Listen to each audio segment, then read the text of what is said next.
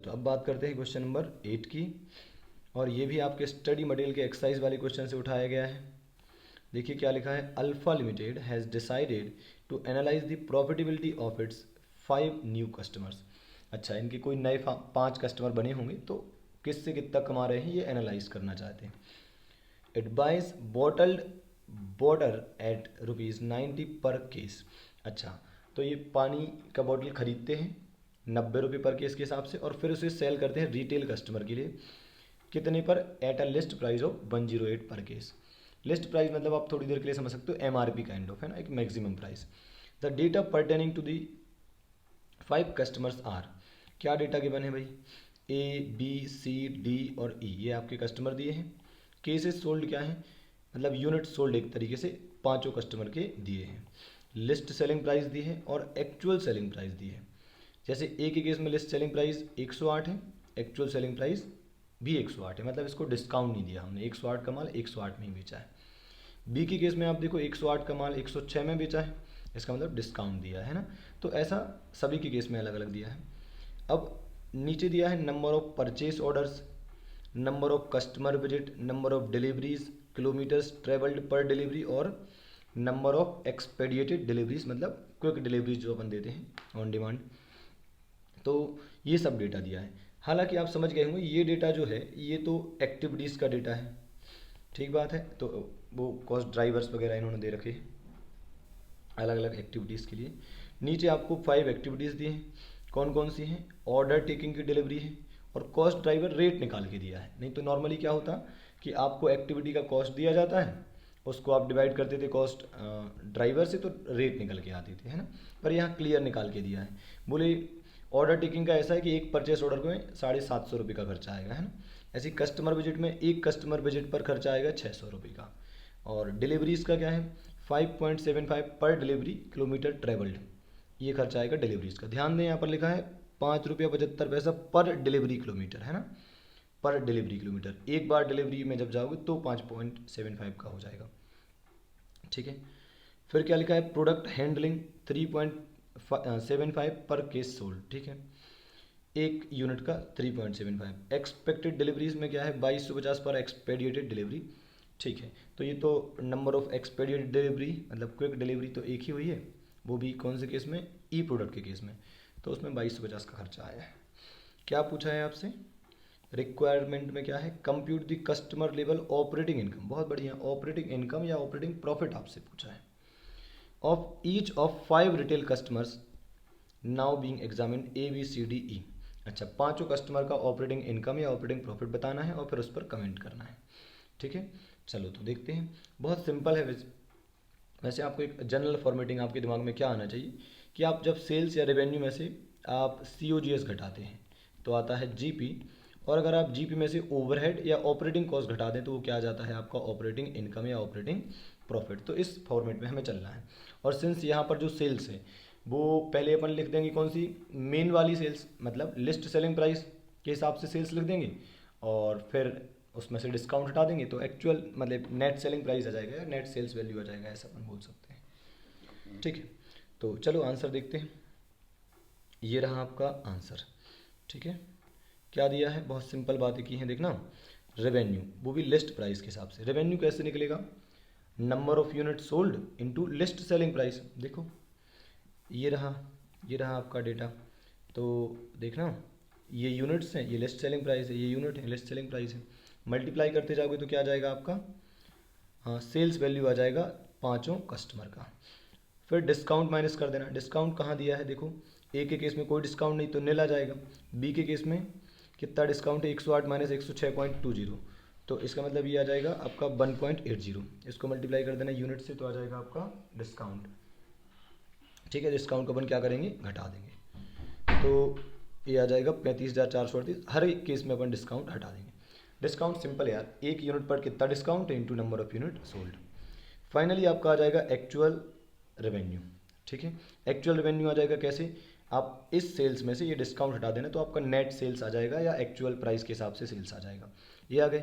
हालांकि इतना time pass करने की ज़रूरत नहीं थी यार, मेरे हिसाब से तो आप पता है क्या करते, वो तो प्रेजेंटेशन पर्पज से ऐसा कर दिया, नहीं तो आप क्या करते, नंबर ऑफ यूनिट्स गिवन है आपको, आप क्या करते, नंबर ऑफ यूनिट से सीधा एक्चुअल सेलिंग प्राइस को मल्टीप्लाई कर देते, तो ऑटोमेटिकली डिस्काउंट एडजस्ट हो जाता और नेट सेलिंग वैल्यू ही आती, नेट सेल्स वैल्यू ही आ जाती। पर ठीक है, प्रेजेंटेशन के पर्पज से उन्होंने ऐसा कर दिया है।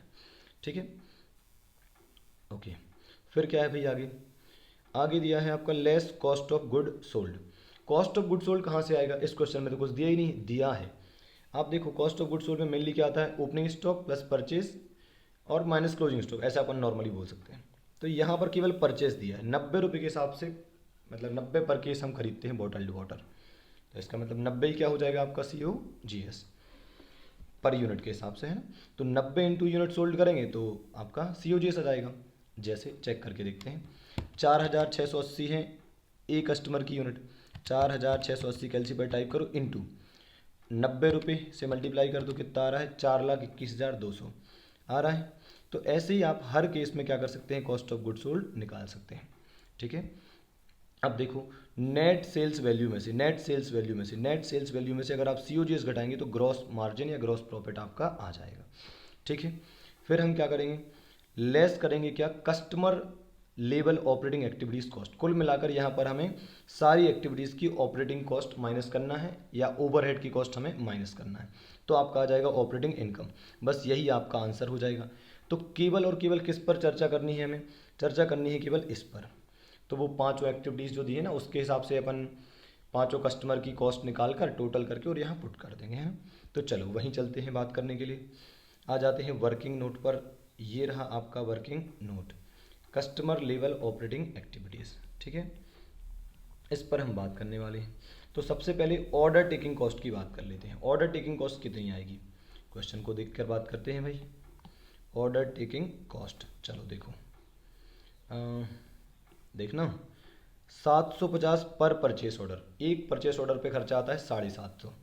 तो कस्टमर ए के केस में चलते हैं, 15 परचेस ऑर्डर 15 से मल्टीप्लाई कर देंगे, तो 750 इंटू 15, तो ये ऑर्डर टेकिंग की कॉस्ट आ जाएगी ए के केस में। बी के केस में 25 इंटू 750, सी के केस में 30 इंटू 750, डी के केस में 25 इंटू 750 और ई के केस में 30 इंटू 750। अब समझ गए, एक परचेस ऑर्डर की कॉस्ट दी है। अब जिस कस्टमर के केस में जितनी परचेस ऑर्डर हमें देनी पड़े उतना जो है वो आपकी कॉस्ट आ जाएगी। तो ठीक है, ये आ गया 750 into number of orders, number of purchase orders, तो ये आ गया आपके ऑर्डर टेकिंग की कॉस्ट। सेकंड, कस्टमर विजिट का क्या है भाई, कस्टमर विजिट कॉस्ट में क्या है, उन्होंने बोला है एक विजिट का 600 रुपया। ठीक है, देख लो एक एक केस में 2 विजिट है तो मल्टीप्लाई कर दो 1200 आएगा, फिर 3 है तो 3 से मल्टीप्लाई कर दो 1800 आ जाएगा, ऐसे ही 6 से 2 से और 3 से मल्टीप्लाई कर दो। तो देखो ये आ गया आपके कस्टमर विजिट की कॉस्ट 1200, 1800, 3600, 1200 और 1800। ठीक है, बहुत नॉर्मल क्वेश्चन है, कोई दिक्कत नहीं है। फिर है डिलीवरी व्हीकल ट्रेवल कॉस्ट, चलो इसको भी समझ लेते हैं, बहुत आसान है। क्या बोला है भाई इन्होंने, डिलीवरी ट्रेवल कॉस्ट में, हाँ ये है भाई 5.75 जो है वो पर डिलीवरी किलोमीटर ट्रेवल का खर्चा है। आप डिलीवरी पर जाओगे और 1 किलोमीटर जब चलोगे ना तो 5.75 का खर्चा आपका हो जाएगा। तो चलो अपन पहले कस्टमर ए के केस में बात करते हैं। कस्टमर ए के केस में आप देखना डिस्टेंस ट्रेवल्ड पर डिलीवरी, कस्टमर ए 20 किलोमीटर दूर हमसे रहता है, या यूँ समझ लो कि 10 किलोमीटर दूर रहता होगा, तो उसको देने जाते होंगे और लेकर आते होंगे। तो 20 किलोमीटर ओवरऑल हम एक बार में चलते हैं, अगर हम ए को डिलीवरी देने जाते हैं तो 20 किलोमीटर का हमारा चलना होता है। और कितनी बार हम उसको डिलीवरी देने गए, 10 बार उसको डिलीवरी देने गए। तो 20 इंटू 10, एक तरीके से हम 200 किलोमीटर उसके लिए चले। एक डिलीवरी में हमें 20 किलोमीटर चलना पड़ता है, उसको तो हम 10 डिलीवरी देने गए, तो मतलब 200 किलोमीटर हमें चलना पड़ा। और 1 किलोमीटर जब हम उसके लिए जाते हैं ना देने के लिए, तो 5.75 का खर्चा होता है। तो 200 में कितना होगा, तो 200 इंटू 5.75 को मल्टीप्लाई करके देख लो, तो ये आ जाएगा 1150। चेक करते हैं कितना आ रहा है, 1150 ही आ रहा है। बस यही काम आपको क्या करना है, कस्टमर बी, सी, डी और ई के केस में भी कर देना है। ठीक है, अगला है प्रोडक्ट हैंडलिंग कॉस्ट। इसको कैसे करेंगे, देखो आ जाओ। प्रोडक्ट हैंडलिंग में क्या बोला है, 3.75 पर केस सोल्ड, एक यूनिट बेचा तो 3.75, कुछ नहीं बस यूनिट से मल्टीप्लाई करते जाओ। कितना कितना, 3.75 इंटू 4680 इंटू 19688 मल्टीप्लाई करते जाओ। चलो एक चेक कर लेते हैं, 4680 इंटू 3.75 ये कितना आएगा, 17550। तो आएगा 17,550। ऐसे ही कस्टमर बी, सी, डी और ई का भी आ जाएगा। ठीक है, फिर आता है cost of expenditure deliveries, expediting deliveries. अच्छा, ये तो ई के केस में था। देखो ये जो था ये केवल ई के केस में था, वो भी एक डिलीवरी जो हमें क्विक देनी पड़ी, और उसका खर्चा कितना आ जाएगा आपका दिया है क्या, उन्होंने 1250 पर डिलीवरी बोला है, तो एक ही डिलीवरी दी है वो भी ई के केस में, तो 1250 सीधा ई में चला जाएगा। ये आ गया 1250 केवल ई में, यहाँ डैश लगा हुआ है। अब क्या करो, इन सबको ऐड कर दो तो कितना आ जाएगा, कस्टमर ए के केस में ये आ गया 31,150, कस्टमर बी का 95,415, ऐसे सी का, डी का और ई का भी आ जाएगा। बस यही कॉस्ट, अब पांचों एक्टिविटीज़ की कॉस्ट हमने पांचों कस्टमर में बांट दी, उनका टोटल कर दिया, ये आ गया। बस इसको ले जाकर कहाँ लिख दो आप, यहाँ लिख दो। ठीक बात है, तो अपन ने क्या कर लिया था, पहले अपन ने क्या करा था, कंक्लूड करता हूँ, मेन वाली रेवेन्यू मतलब लिस्ट प्राइस वाली रेवेन्यू में से डिस्काउंट घटाया तो आपकी नेट सेल्स आ गई। नेट सेल्स में से हमने क्या करा था, COGS मतलब परचेस कॉस्ट घटाई तो आपका ग्रॉस प्रॉफिट आ गया। ग्रॉस प्रॉफिट में से हमने ये वर्किंग नोट जिसका बनाया था, ऑपरेटिंग कॉस्ट का हो या ओवरहेड कॉस्ट का हो, ये घटा दी तो आपका ऑपरेटिंग प्रॉफिट आ गया सभी का। ठीक है, इसके बाद उन्होंने कहा था इस पर कमेंट करने के लिए, तो सिंपल सी बात है, देखो क्या क्या हमने सीखा, इसमें क्या देखा, customer D is the most profitable customer. देख लो आप, कस्टमर डी की बात करें तो सबसे ज़्यादा प्रॉफिट इसी में हो रहा है, 7 लाख का, इससे ऊपर कोई नहीं है। Despite having only 52.3% of the unit volume of customer C. Check करो, आपका जो कस्टमर डी है उसमें यूनिट बिके हैं 71,000 समथिंग, सी में बिके हैं 1,36,000, मतलब ऑलमोस्ट डबल। तो डी ने सी के 52% के अराउंड ही यूनिट बेचे हैं, लेकिन तब भी डी सी से आगे है कि नहीं, देख लो आप, डी का प्रॉफिट सबसे ज़्यादा है, जबकि डी में तो यूनिट कम बिकी हैं, सी में तो बहुत ज़्यादा बिकी हैं। और इसके पीछे मेन रीज़न क्या है, क्योंकि जो सी है उसको डिस्काउंट मिला है 9 रुपये का, और जो डी है उसके केस में डिस्काउंट दिया गया है केवल 3.6 का। तो ऑब्वियसली बात है यार, अगर आप किसी कस्टमर को ज़्यादा डिस्काउंट दोगे तो उस केस में ज़्यादा नहीं कमा पाओगे, कम डिस्काउंट दोगे तो कमा लोगे ज़्यादा। तो डी को हमने कम डिस्काउंट दिया है, सी में डिस्काउंट बहुत दिया है। ठीक है, okay. Customer E is less profitable, अब कस्टमर ई की बात करें, केवल 274 रुपये कमा पाए हम इससे, in comparison with the small customer a being profitable. जबकि आप देखो ए में 4,680 बेची, ई में 8,775 बेची, दोनों छोटे कस्टमर हैं, पर ई कुछ भी कमा के नहीं दे रहा है, सच देखा जाए तो बहुत कम कमा के दे रहा है, अपन ने देखा था अभी, है ना, 274 रुपये दे रहा था। और ए के केस में आप देखो आपको प्रॉफिट हो रहा है, कितना हो रहा है, 53,090 का, और ये जबकि 274 का दे रहा है। बोले ऐसा क्यों, क्योंकि customer E received a discount of 10.80 पर केस। ओहो, तो ये कारण है, देखना आप 108 रुपये लिस्ट सेलिंग प्राइस है और आप बेच कितने में रहे हो 97.20, तो 10 रुपये 80 पैसे का डिस्काउंट दोगे तो ये हाल तो हो गई, जबकि एक केस में कोई डिस्काउंट ही नहीं दे रहे हैं, मैंने, तो ये कारण है। और आगे क्या लिखा है, मेक्स मोर फ्रिक्वेंट ऑर्डर्स। अच्छा, जो ई है ना वो जल्दी जल्दी ऑर्डर देता है, अब चेक करना ऑर्डर्स इसके केस में ज़्यादा होंगे, और इसके केस में कस्टमर विजिट भी हमें ज़्यादा करने पड़ते हैं और ज़्यादा डिलीवरी किलोमीटर चलना पड़ रहा है। इन सब कारणों से ही ऐसा हो रहा है कि ए के केस में प्रॉफिट ज़्यादा हो रहा है और ई के केस में कम हो रहा है। तो जनरल ऑब्जर्वेशन आपको अपना देना है। अब सेकंड रिक्वायरमेंट में क्या पूछा है, सेकंड रिक्वायरमेंट में उन्होंने पूछा है what insight are gained by reporting both the list selling price and actual selling price for both of each customer. बोले लिस्ट प्राइस और एक्चुअल सेलिंग प्राइस दोनों बताने की जरूरत क्या थी, आप सीधा नेट सेलिंग प्राइस बता देते ना, या एक्चुअल सेलिंग प्राइस के हिसाब से काम करते, दोनों सेलिंग प्राइस कस्टमर के सामने रखने की आवश्यकता क्या थी, या हम कैलकुलेशन में दोनों रखकर क्या कर पा रहे हैं। तो देखो बहुत सिंपल जवाब है इसका, separate reporting of both the listed and actual selling price enables Alpha Limited to examine, क्या एग्जामिन कर पाएंगे आप, which customer has received what discount per case, किस कस्टमर को कितना डिस्काउंट हमने दिया है, and whether the discount received has any relationship with the sales volume, मतलब डिस्काउंट का सेल्स वॉल्यूम से कोई रिलेशन है क्या, जैसे डिस्काउंट ज़्यादा होगा तो सेल्स वॉल्यूम भी ज़्यादा होना चाहिए, डिस्काउंट कम होगा तो सेल्स वॉल्यूम भी कम होना चाहिए, ऐसा। और इसको उन्होंने समझाया भी है, देखो सी के केस में 9 का डिस्काउंट है, 9 रुपये का, तो 1,36,800 केसेस बिक रहे हैं।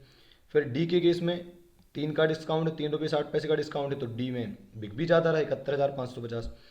बी में थोड़ा डिस्काउंट कम है तो बिक भी थोड़ा कम रहा है। ई एक एक्सेप्शन है जिसमें डिस्काउंट इतना सारा है फिर भी कम बिक रहा है, और ए के केस में कोई डिस्काउंट ही नहीं है, लिखा भी है इसी बात को, the above data clearly shows that discount given to customer per case has a direct relationship with sales volume. देखो ज़्यादा डिस्काउंट ज़्यादा सेल्स, कम डिस्काउंट कम सेल्स, है ना, except in the case of customer E. The reasons for rupees, अच्छा हमें देखना चाहिए कि भाई 10 रुपये 80 पैसा डिस्काउंट देने का मतलब क्या है जब कुछ फ़ायदा भी नहीं हो रहा है तो ये था हमारा क्या, ABC कॉस्टिंग। मेरे हिसाब से अधिकतर क्वेश्चन मैंने करवा दिए हैं। कुछ और बचे हों तो आप करना अच्छे से, कुछ डाउट हो तो आप मुझसे अलग से पूछ लेना, ठीक है। और एक एक क्वेश्चन लगाकर इसका देख लेना। अब अपन नया चैप्टर स्टार्ट करेंगे, मोस्ट प्रोबेबली वो बजट होगा जो हम कल से स्टार्ट करेंगे, ठीक है।